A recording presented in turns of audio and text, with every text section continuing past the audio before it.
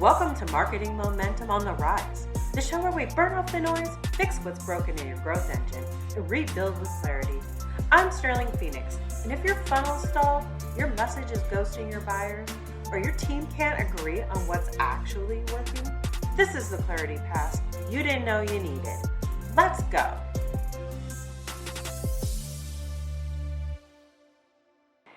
Here's what most pitches get wrong. They start with what the product does instead of what the buyer believes. You're talking features, demos, use cases, integrations, dashboards, all the things your product can do. But you haven't even earned the yes. You haven't earned their attention. You haven't even earned their trust. And you definitely haven't earned the right to walk them through a 47-slide product demo. Because belief always comes before evaluation. And if they don't believe you understand their pain, if they don't believe change is even necessary, if they don't believe your solution addresses the real problem and not just a symptom, well, then they don't care what your platform can do. They nod politely, they'll say, "Oh, this looks interesting, let us think about it," and then they'll ghost. Not because your product isn't good, but because you never gave them a reason to believe it matters.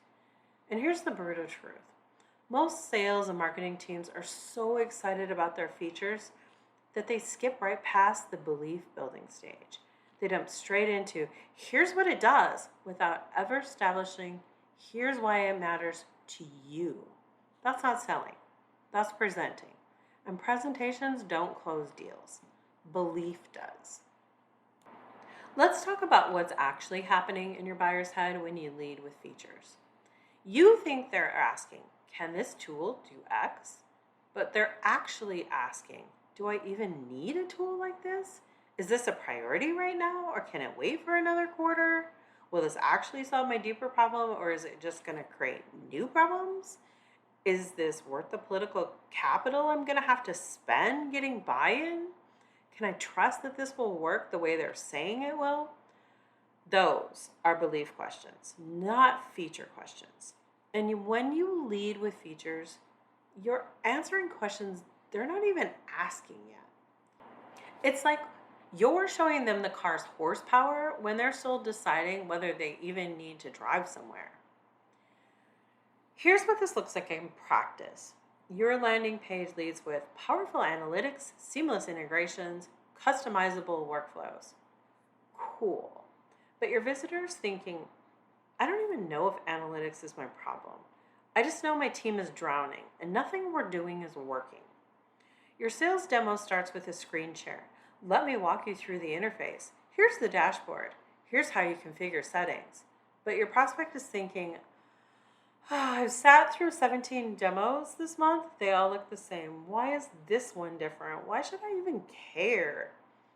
Your email sequence is a feature parade. Did you know our platform offers real-time reporting? Click here to see how our automation engine works. But your lead, they're thinking, I'm already overwhelmed. I don't need more features. I need to know if this is actually going to make my life easier or just give me another tool to manage and a new headache. See the disconnect?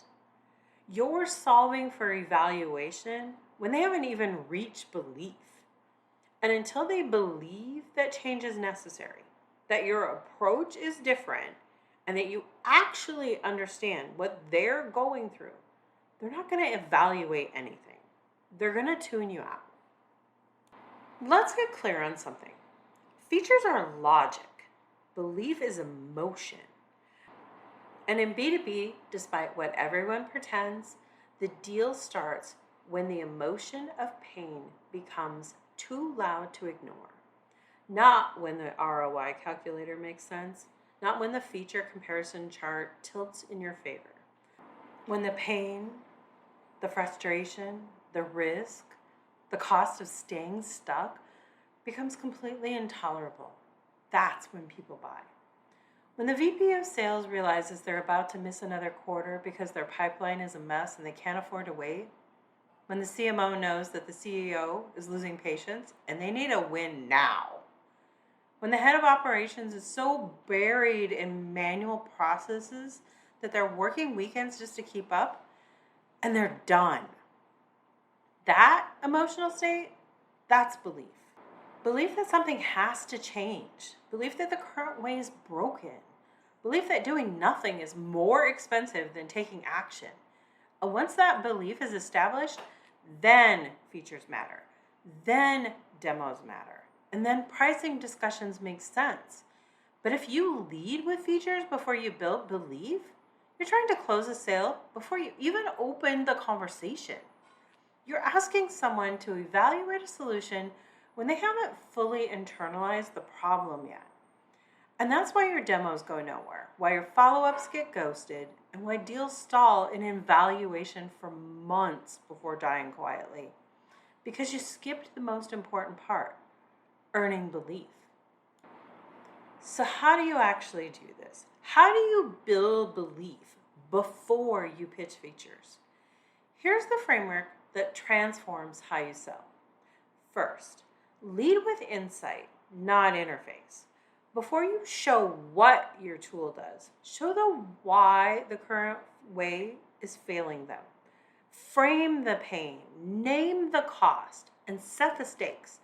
For example, instead of saying, our platform provides real-time visibility into your sales pipeline, try something like, most sales leaders are making decisions based on data that's 2 weeks old. And by the time they realize a deal's at risk, it's already too late to save it. That delay, it's costing you 20% of your forecasted revenue. See the difference? The first is a feature. The second is insight. It names a problem your buyer might not have even fully articulated yet. It quantifies the cost, and it creates urgency. And that earns you the right to say, here's how we solve that. Leading with insight positions you as someone who gets it, not just another trying to sell them something. And in B2B, positioning yourself as someone who understands the problem better than they do, well, that's how you build belief. Next, start with a friction story. Here's a pattern that works every single time. Open with a friction story that mirrors your buyer's reality. Not some generic pain point, not a broad industry trend, a specific, visceral description of what it feels like to live with the problem you solve. For example, most ops teams are drowning in dashboards that don't actually drive action. They've got 17 different tools reporting 17 different versions of the truth, and nobody can agree on what's actually working. So they spend hours in meetings trying to reconcile data instead of making decisions. And by the time they figure it out, the moment to act has already passed. That line's way harder than, we offer real-time analytics with customizable views. Why? Because it's a story, and stories create belief. When someone hears their exact frustration articulated back to them, when you name the thing that's been keeping them up at night, they lean in. They think, wait, this person gets it. They've seen this before. They understand what I'm dealing with.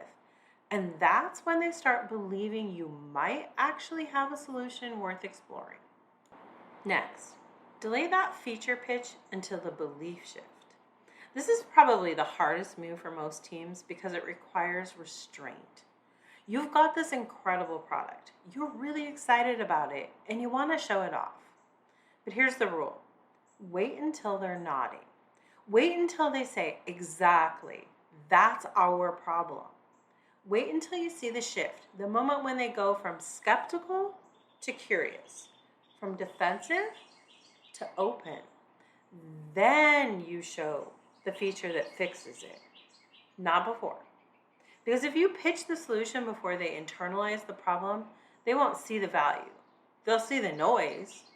But if you wait until they're feeling pain, until they admitted it, even if it's just to themselves, that this is a real issue that needs solving, then your feature becomes the answer they've always been looking for. Timing matters, and the teams that close at high rates, they know when to hold back and when to show the solution. And now for your final move. Make every demo moment belief-driven. When you finally do show the product, don't just demonstrate features. Tie every single moment back to that belief. Don't say, here's what it does. Say, here's how it fixes the thing you're struggling with. Don't say, this dashboard shows you X, Y, and Z metrics. Say, remember how you mentioned your team wastes hours every week trying to figure out which leads are actually converting? This is how you see that in real time, so you can stop guessing and start optimizing. Every feature you show should reinforce the belief that this solution was built for them, for their problem, not as some kind of generic tool, but as the answer to the specific pain they just admitted that they have. That's how you turn a demo into a decision. Not by showcasing everything your product can do, but by proving it solves the exact problem they need solved. Here's the reality. You don't sell software, you sell certainty. You don't pitch features, you pitch a belief in a better outcome. And until the buyer believes that that change is necessary, that staying where they are is more painful than moving forward, your product just doesn't matter. It doesn't matter how powerful your analytics are, or how seamless your integrations are, or how customizable your workflows are.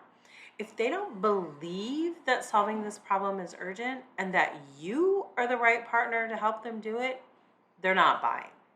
They might take the meeting, they might sit through the demo, they might even say, this looks great, but they won't sign because belief hasn't been established. And without belief, there's no urgency, no conviction, no reason to take the risk of change.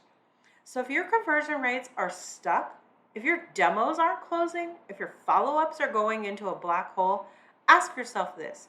Are you leading with features or with belief? Are you trying to prove what your product can do before you've proven you understand what your buyer is going through? Because the best brands, they don't win by having the most features. They win by building belief first, by earning trust, by positioning themselves as the guide who understands the journey, not just the vendor with the shiniest tool. And once belief is established, the sale becomes inevitable. Because at that point, you're not convincing them to buy. You're helping them make the decision they've already realized they need to make. That's the power of belief first selling. And it's the difference between chasing deals and closing them.